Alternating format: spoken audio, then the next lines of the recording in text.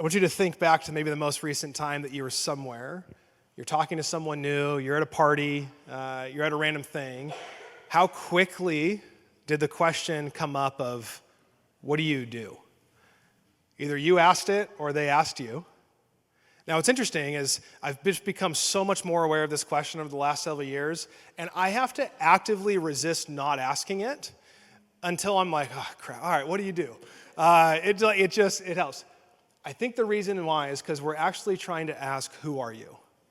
We're trying to get to a deeper thing, but I don't know if you've ever tried that question on. I haven't yet. I don't think it's the best one to lead with. Who are you? And so it's an easier way to make connection and to ask who they are, and for us to share a bit of who we are. Benjamin Nugent, he wrote an article as he was considering, he's a writer, and he was considering stopping writing, to stop writing. It was becoming harder and harder. It was not having any joy anymore. And he goes on to say this: when good writing was my only goal, I made the quality of my work the measure of my worth.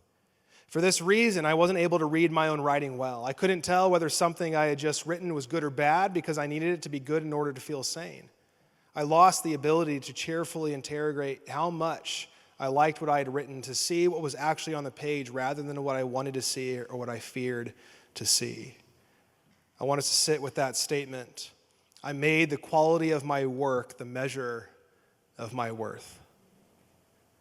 And I wonder if you deal with that same temptation. I think this goes across personality styles, across temperaments, across socioeconomics, across geographical areas, that very quickly what we do or what we don't do starts to define us and actually gives us our worth. And this is challenging because sometimes work goes well and sometimes it doesn't. Sometimes we have it, sometimes we don't. And so I wonder, in what areas are you tempted for your work to actually be the measurement of your worth? What we've been doing in this series, Monday Matters, is actually considering something that we do the most of.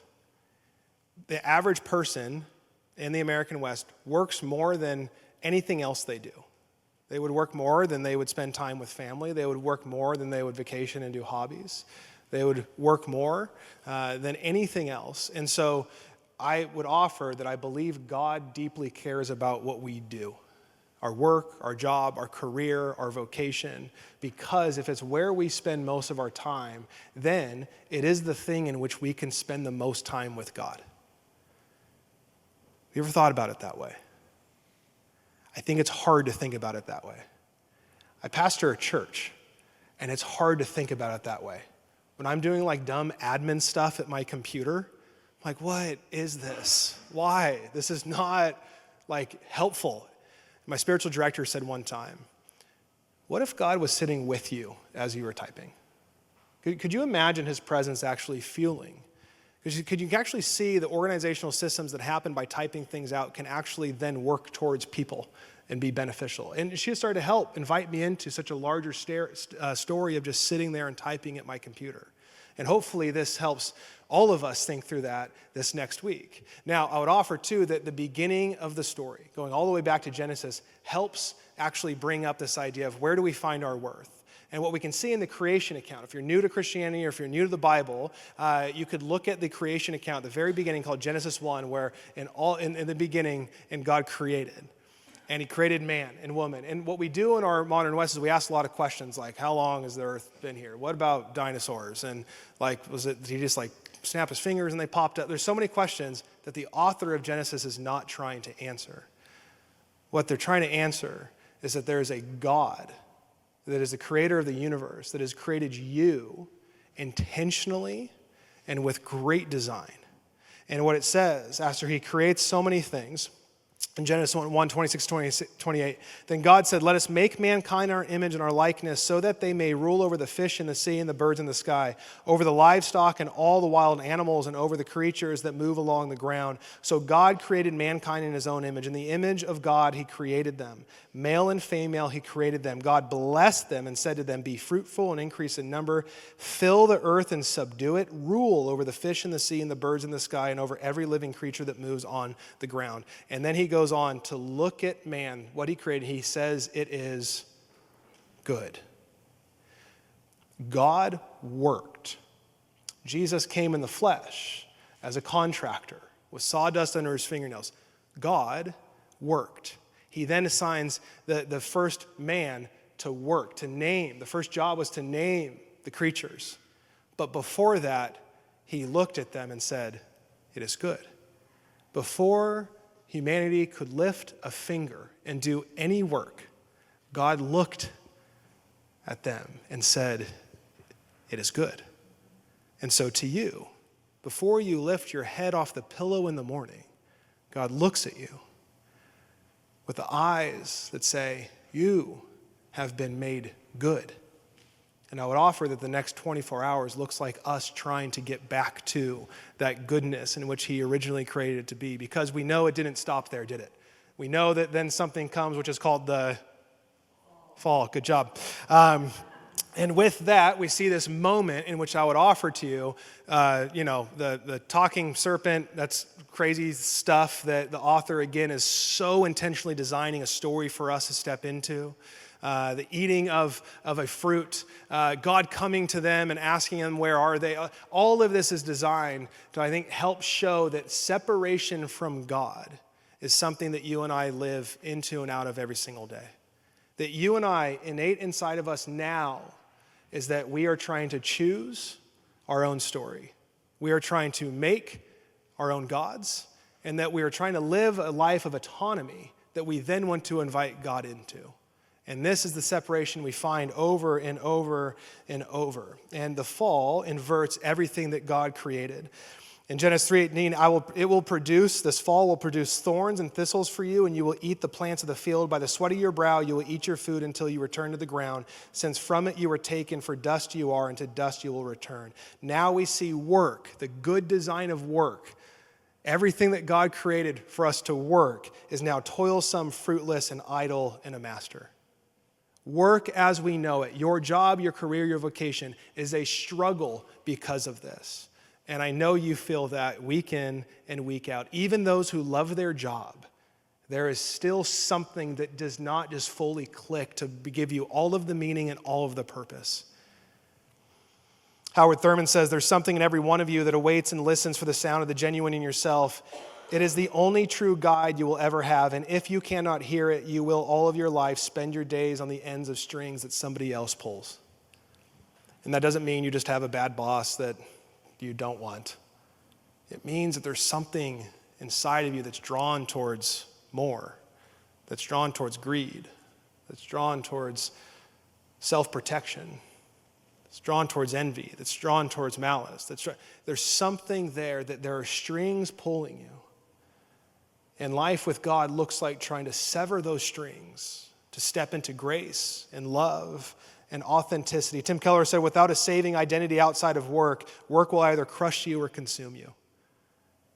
Work will either crush you or consume you. So, as the worship team comes up, we actually want to turn to Colossians. Paul writes in Colossians to a church in Colossae, and he's talking about their character and who they are. And I would offer to you that this is a way that you and I can imagine ourselves in work, no matter how your work is going, how great it is, how poor it is, whether you have it right now, whether you don't, whether you're a mom, whether you're a landscaper, whether you're in finance, whether you're a teacher, whatever you do throughout the week.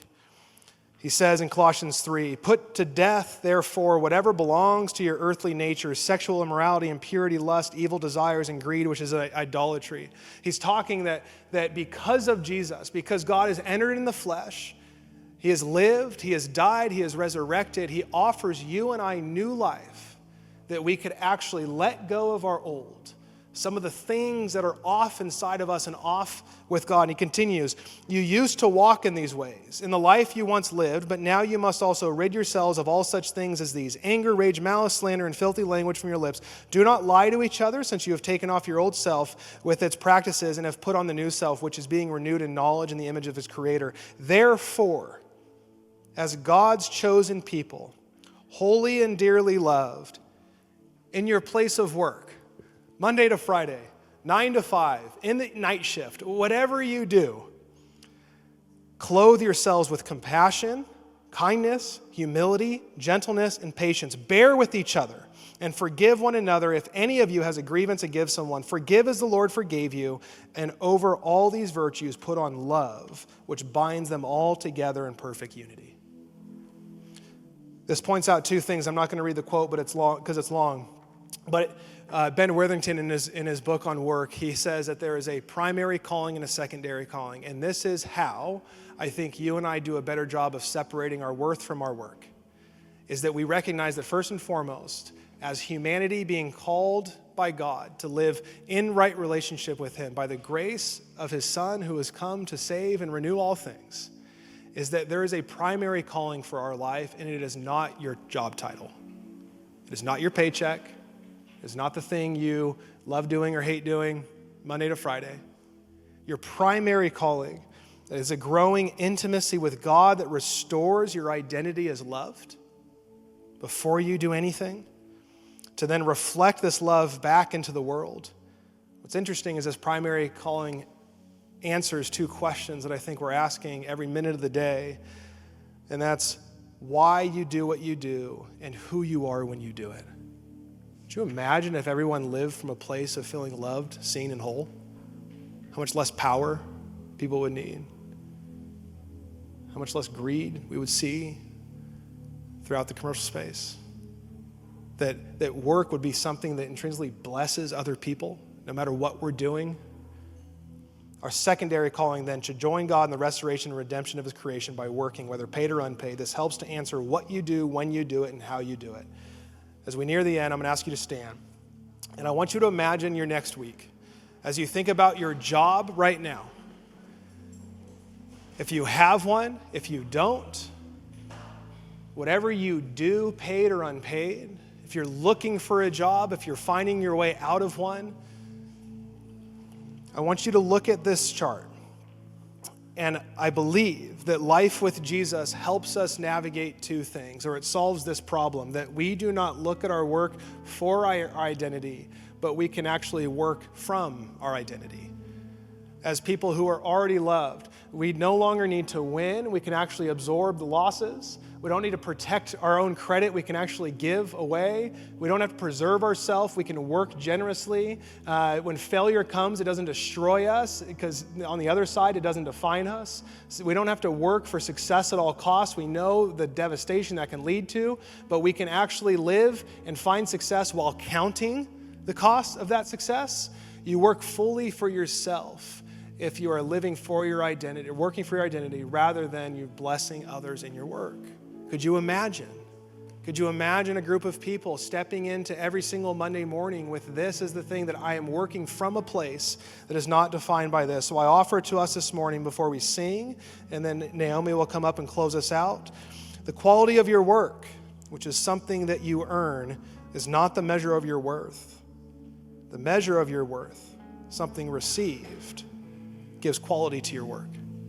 You get to bring quality to your workplace day in and day out, meaning you get to be a part of God working through all things, restoring and redeeming all things. May you and I today remember that Monday matters.